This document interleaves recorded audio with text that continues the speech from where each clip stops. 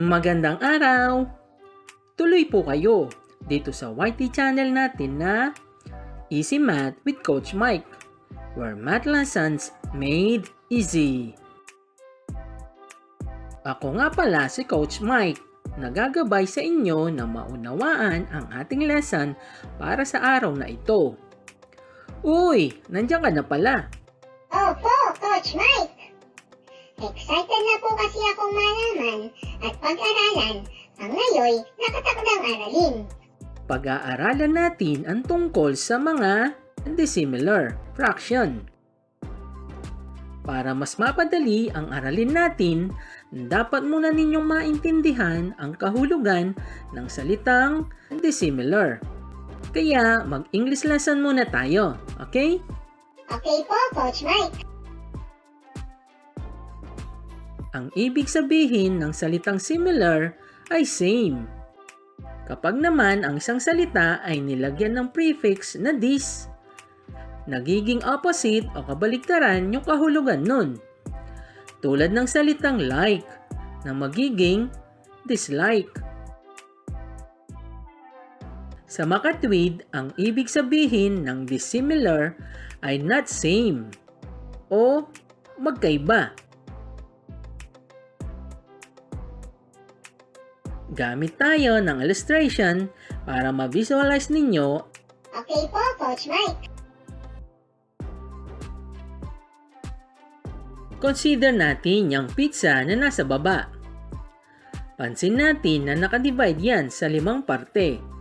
Kaya bawat parte niyan ay 1/5. Ngayon naman, consider tayo ng ibang pizza. Since nakadivide na yan sa 7 slices, bawat parte ay 1/7.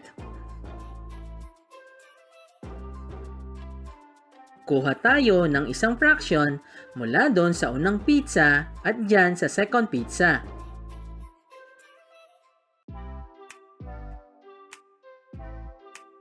Since magkaiba sila ng pinanggalingang buo, masasabi natin na yung 1/5 at 2/7 ay magka-dissimilar fractions. Characteristic din ng mga dissimilar fraction na magkaiba sila ng denominator. Sa makatwid, ang mga dissimilar fractions ay mga fraction na may magkaibang denominators. Alright? Dali lang naman tandaan at malaman kung similar o dissimilar fraction, di ba? Sige, bigyan ko kayo ng exercise para mas lalo nyo yang matandaan. Challenge time!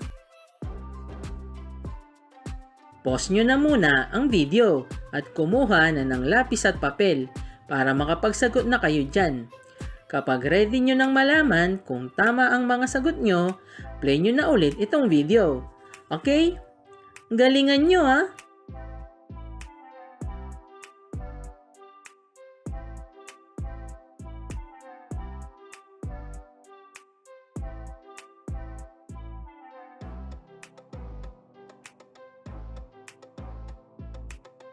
At yan na nagtatapos ang ating aralin sa araw na ito.